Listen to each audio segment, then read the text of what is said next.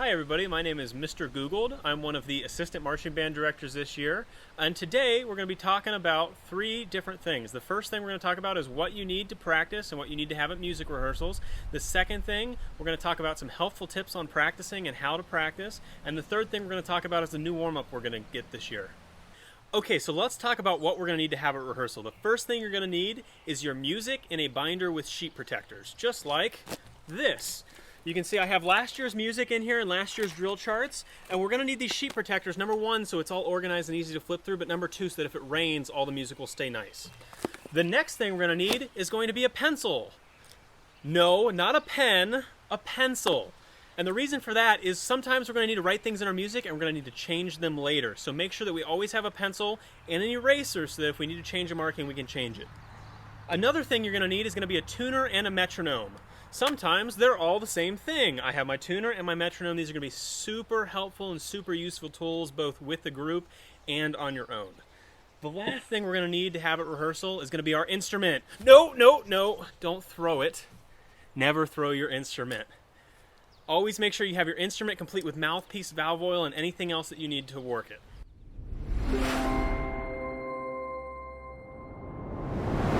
Okay, let's talk about some helpful practice tips. The first helpful practice tip I have for you is going to be to practice consistently. We want to make sure that we're trying to practice every single day and trying to cover all the things that we talk about every single day.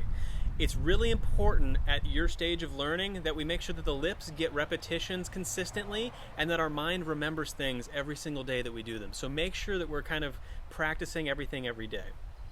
Now, when we talk about actually practicing, the next helpful tip I have for you is going to be to use the feedback loop. The feedback loop consists of playing, listening, and thinking.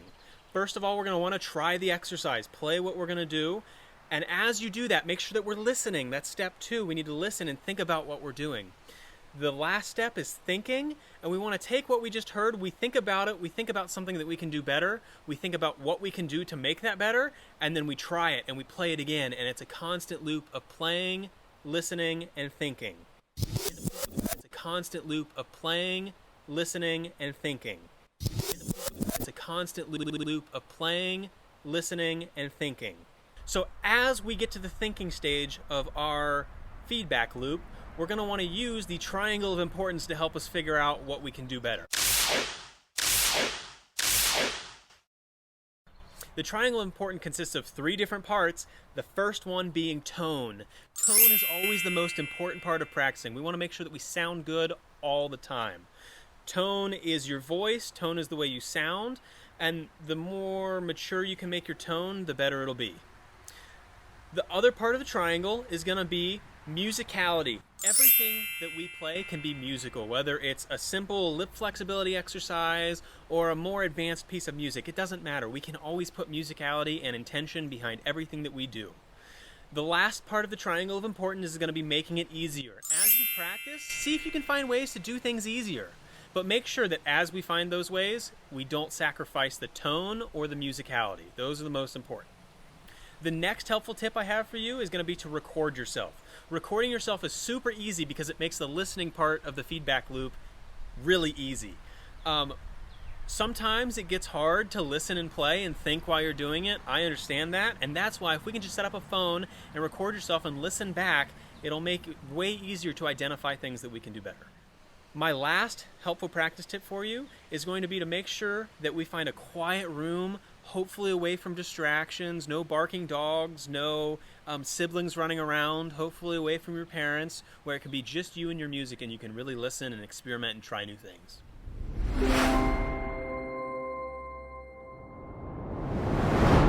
All right, so let's talk about this new warm-up. The first section of this new warm-up is going to be long tones. Now, long tones are just 8-count notes that we hold out for a long time. They're going to be super important for getting the lips moving, getting the blood flowing, getting them warmed up, for our tone and our intonation. So when you practice them, make sure we put on the metronome and hold them out for the full 8 counts. Make sure that the tuner is on and that we're as close to center as we can be, and that our tone is as beautiful as you can possibly make it.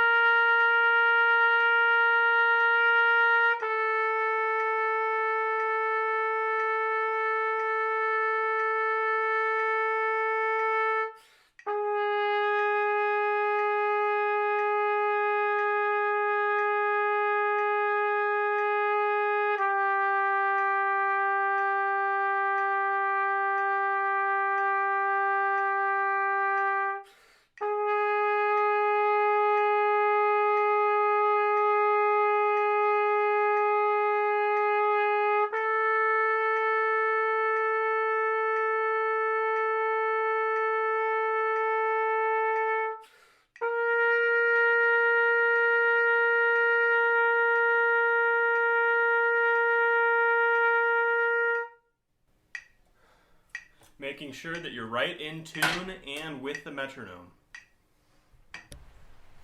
Alright, so section number 2 of this warm-up is going to be called half-step flex. And what we're going to do is we're going to play 4 half notes, the first one starting forte, and then the second one going down by half step. So for instance, if we start on a C, we're going to go to B, and we're going to get quieter. We're going to go all the way down to piano. And what we want to focus on this one is kind of like long tones. We're going to want to think about tone and intonation, making sure everything's in tune and sounds good, but then also our dynamic contrast, making a huge difference between the forte and the piano.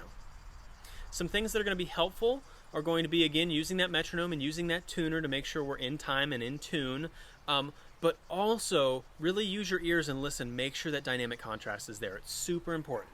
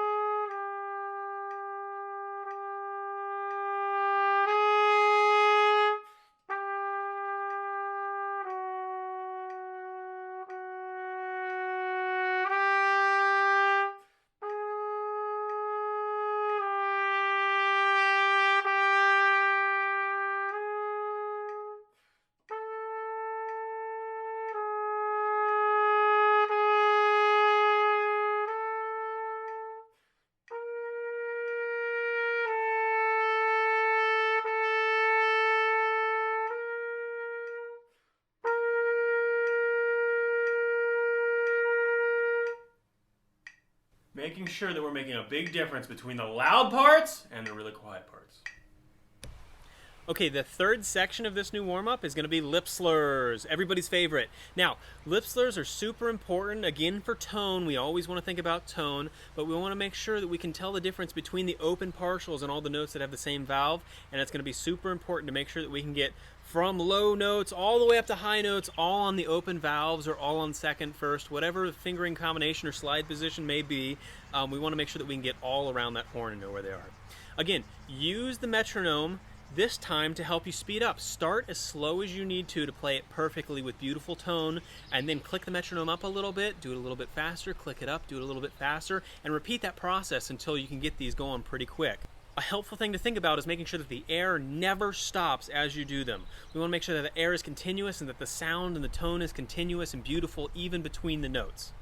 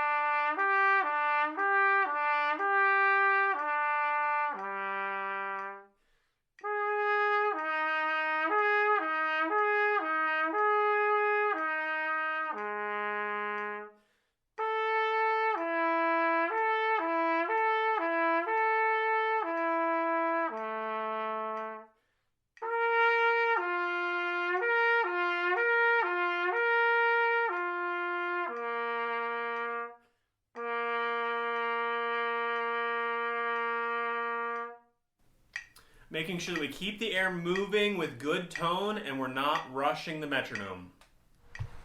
Alright, section 4 of our warm-up is going to be chromatic mountain and the chromatic valley. And all these is going to be a chromatic scale. One goes up and comes back down, and the other starts at the top, goes down, and comes back up.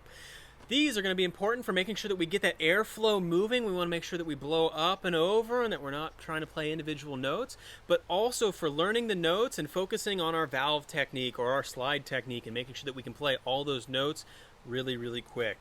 Make sure that as we do it, we're using a metronome and we're using really great posture, especially again in that hand that controls the slide or the valves. Make sure everything's functioning really well and that we can play all those notes smoothly and evenly. As we work on these, see how smooth the notes can be, how good the tone can be, and how quickly you can play them. But it's super important that if we're going to play them fast, it also sounds good. It's like your phone password. If you can put your phone password in really, really quick, but it's wrong, it doesn't really matter. We need to make sure that we're doing them right and accurately. Okay, so for this exercise, I'm going to show you two different ways. The first way is going to be kind of a learning tempo, making sure that we know all the notes with good tone and good form, good technique. And then the second way I'm going to show you is going to be more of a goal tempo.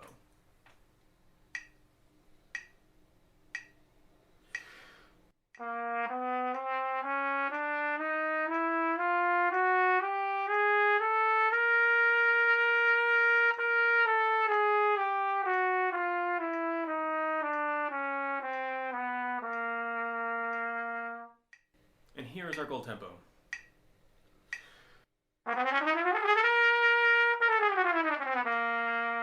Both with good tone, both with all the right notes, and both with a very singing quality to them. Okay, so section 5 of this new warm-up is going to be scales. Now, we're going to start with some 5-note scales, then we'll move into some arpeggios and full octave scales, and then full octave arpeggios. And don't really worry about what all that means now. We'll cover that more later. But here's the important thing. We want to make sure that, again, our tone is beautiful. We're doing it with a metronome. It's nice and smooth. And we're resting as much as we're playing. Being brass players, it's super important that our lips have a chance to relax and recover, that the fresh oxygenated blood can come in and kind of rejuvenate our lips. So as we do this, we're going to want to play it once through, we're going to want to rest as much as we play, and then we'll try it again. It also gives you a chance to go through the feedback loop and think and listen as much as we're playing. So this next exercise comes in a couple different keys, and right now I'm just going to demonstrate one for you. We're going to go and start in the key of B flat. Again, it's important to make sure that we're playing with a metronome.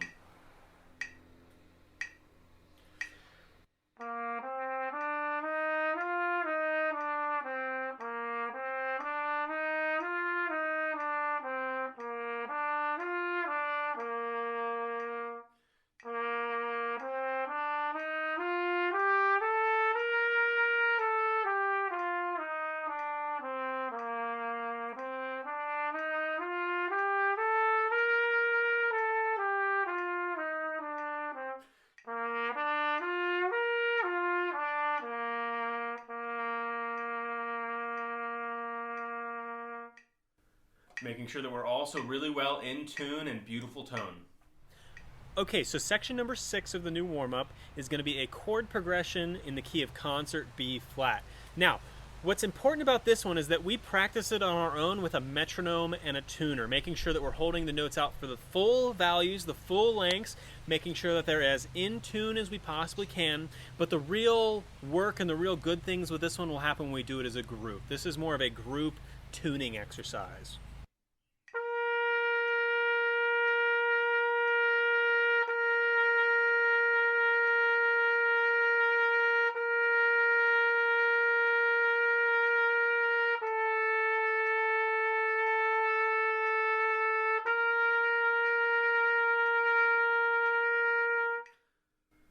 Now the part that you may play will be different than what I just played, but it's important to make sure that we're doing it in time and with the tuner. It's more of a group exercise. Alright, so the last section of this new warm-up is going to be an exercise called FORKLIFT. And the goal of FORKLIFT is going to be to make distinctions between our articulations, or how we start the note. There's a couple of different kinds of articulations. Number one, we're going to have a normal articulation, which is just how you do it by default. Not too much space between the notes, a good front and a good end. The next way is going to be a staccato note. Staccatos are going to be like the normal articulation, but they're going to have a lot of space on both sides. The next type of articulation you're going to see is going to be a legato tongue, legato, and what that means is to play the note super long and without space in between them. One of the other ways we're going to play it is going to be with an accent. Now, an accent is going to be like a mini decrescendo, meaning that we start loud and get quiet. Ta, ta, ta. The last way we're going to have is going to be a marcato. A marcato is going to be a combination between a legato and an accent. So it's an accent that's super hard and super long. Okay, so that covered everything that we needed to talk about today. We talked about what we need to have at rehearsal. We gave you some helpful practice tips on how you can get started at home on your own. And then we covered what's going to be in this new warm-up. So as soon as we send these new warm-ups out, let's get practicing and we'll have a great season. I'm looking forward to it.